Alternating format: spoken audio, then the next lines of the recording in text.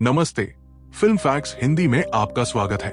आज मैं आपको एक action drama comedy film big brother की कहानी सुनाने वाला हूं। कहानी की शुरुआत होती है हेनरी से, जो कई साल यूएस मिलिट्री में सर्व करने के बाद अब हांगकांग वापस आता है। अब वो एक टीचर के तौर पर अपनी करियर की शुरुआत करना चाहता है। वो अपने पुराने स्कूल टकची सेकेंडरी में जाता है। प्रिंसिपल उससे कहता है कि उसके पास पढ़ाने का कोई एक्सपीरियंस नहीं है, लेकिन जब हेनरी एक हायर ऑफिशियल का रेकमेंडेशन लेटर दिखाता है तो उसे नौकरी दे दी जाती है। जाने से पहले प्रिंसिपल उसे चेतावनी देता है कि जिस क्लास को उसे पढ़ाना है वो पूरे स्कूल की सबसे बुरी क्लास है। अगली सुबह जब हेनरी पहली बार क्लास में आता है तो माहौल पूरी तरह से केओस में होता है। कुछ बच्चे सो रहे होते हैं, कुछ गा रहे होते हैं, कुछ वीडियो गेम खेल रहे होते हैं और कुछ तो पोर्टेबल स्टोव पर रामेन बना रहे होते हैं। टीचर के आने के बाद भी बच्चे उसे पूरी तरह इग्नोर करते हैं। हेनरी उन्हें शांत कराने की कोशिश करता है, लेकिन वो प्रेटेंड करते हैं जैसे उन्होंने सुना ही नहीं। थक हार कर हेनरी उनके एक्टिविटीज में ही इंटरेस्ट दिखाने लगता है। जो बच्चे रामेन बना रहे होते हैं उन्हें कहता है कि कम सोडियम खाना चाहिए। जुफा नाम का एक लड़का यूकुलेल बजा रहा होता है। हेनरी उसकी मदद करता है। एक गेमर बच्चे को स्क्रीन से निकलने वाले रेडिएशन को लेकर चेतावनी देता है। धीरे धीरे बच्चे उसकी बातों में इंटरेस्ट लेने लगते हैं। हेनरी अपना नाम और फोन नंबर बोर्ड पर लिखता है, लेकिन बच्चे उसकी गंदी हैंडराइटिंग पर हंसते हैं। फिर कोई उसका नंबर डायल करता है और बोलता है कि क्लास छोड़ दो। हेनरी इसे मजाक में टाल देता है। बच्चे फिर से अपनी हरकतों में लग जाते हैं। अब हेनरी तंग आ चुका होता है। वो रबर बैंड और चौक का इस्तेमाल करके फायर स्प्रिंकलर चालू कर देता है। पानी गिरने लगता है और बच्चे इधर उधर भागने लगते हैं। अब जाकर वो सबका ध्यान खींच पाता है और उन्हें ऑफिशियली अपनी क्लास में वेलकम करता है। क्लास के बाद स्कूल के सबसे खराब माने जाने वाले 5 स्टूडेंट्स खेलकूद वाले कमरे में स्मोकिंग करते हैं। इस ग्रुप का लीडर जैक होता है। वो एक लड़की की फोटो को घूर रहा होता है जिससे उसे क्रश होता है। बाकी बच्चे उसका मजाक उड़ाते हैं। तभी बास्केटबॉल टीम के रिच सप्लाई रूम में आते हैं और जैक की गरीबी का मजाक उड़ाते हैं। बाद में जब बास्केटबॉल टीम प्रैक्टिस कर रही होती है, जैक और उसका ग्रुप पास में खड़े होकर उन्हें देख रहे होते हैं। जैक गलती से कोर्ट पर एक बोतल गिरा देता है जिससे टीम लीडर गिर जाता है। ग्रुप हंसता है, लेकिन मिस लाइंग जो इंग्लिश टीचर है उन्हें डिटेंशन दे देती है। डिटेंशन से बचने के लिए वो लोग मिस लाइंग पर प्रैंक करते हैं। जब वो अपनी डेस्क साफ कर रही होती है तब वो भाग जाते हैं। दूसरी तरफ प्रिंसिपल टेंशन में होता है क्योंकि एजुकेशन बोर्ड उनकी स्कूल की एनुअल फंडिंग का 20% काटने की प्लानिंग कर रहा होता है। बोर्ड के लोग स्कूल का टूर लेने आते हैं ताकि देख सके फंड कहाँ यूज हो रहा है।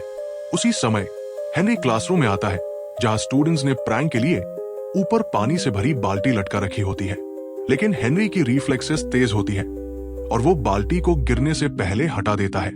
स्टूडेंट्स जो उसका मजाक उड़ाने वाले थे शॉक्ड रह जाते हैं।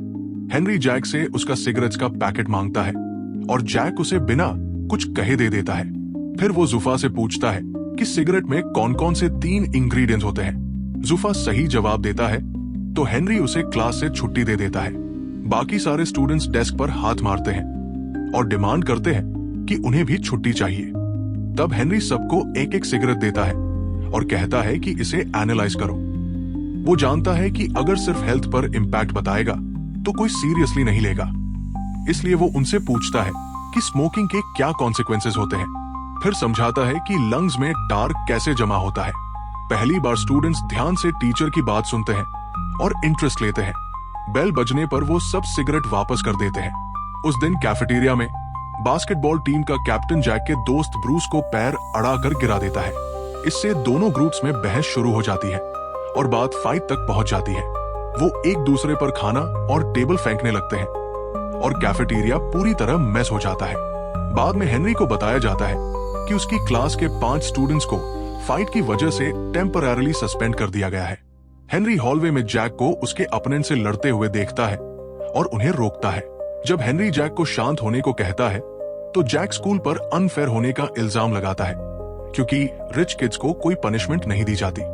उसी दिन स्कूल के बाद हेनरी उन 5 स्टूडेंट्स की फाइल्स देखता है ताकि उनके बारे में ज्यादा जान सके। पहला लड़का जुफा है जो एक पाकिस्तानी इमिग्रेंट का बेटा है और अक्सर अपने रेस की वजह से डिस्क्रिमिनेशन झेलता है। उसके नेबरहुड में पुलिसमैन अक्सर उसे चोरी के इल्जाम में पकड़ लेते हैं। जुफा की जिंदगी की बस एक ही विश है, म्यूजिशियन बनना। दूसरी स्टूडेंट एक लड़की है देनन। उसके पैदा होने से ही उसके पिता उसे डिसअपॉइंटमेंट मानते आए हैं, क्योंकि वो हमेशा एक बेटा चाहते थे। देनन ने अपने पिता का रिस्पेक्ट जीतने के लिए हर संभव कोशिश की।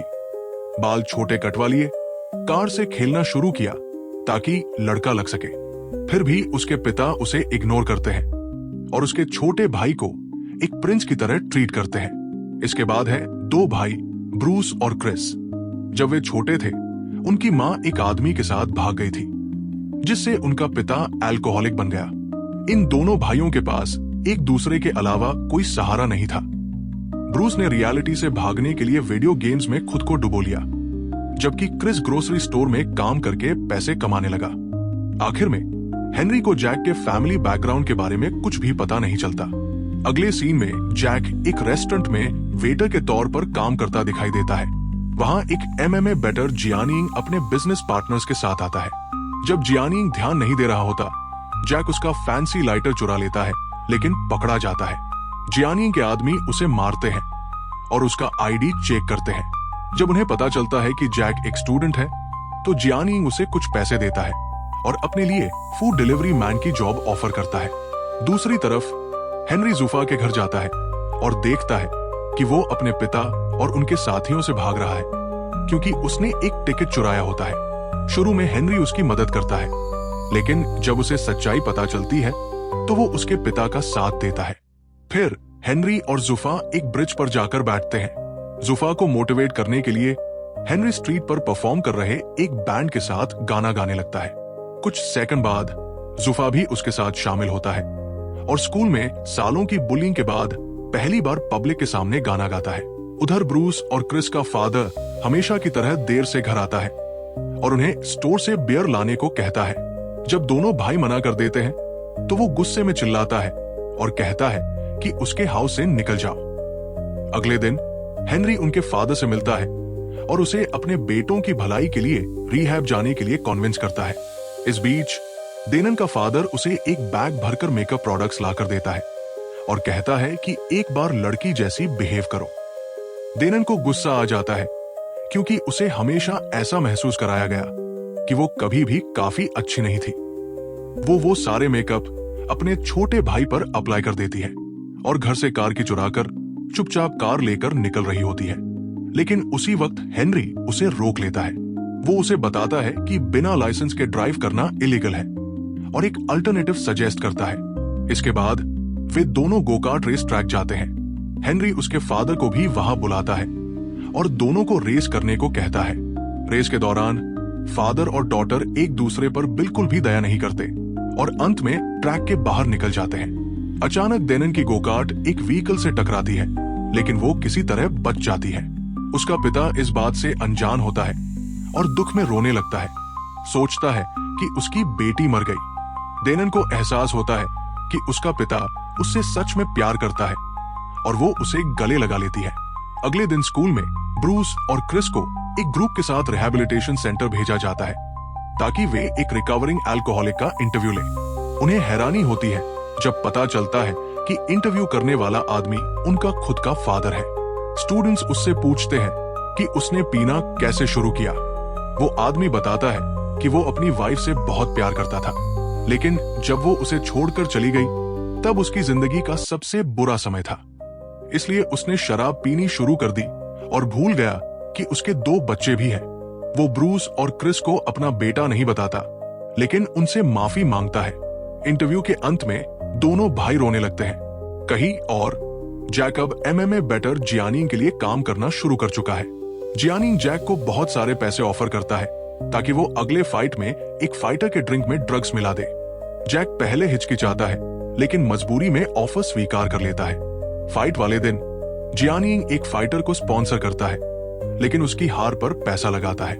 जैक उस फाइटर के ड्रिंक में ड्रग्स मिलाता है, लेकिन उसी वक्त पकड़ा जाता है।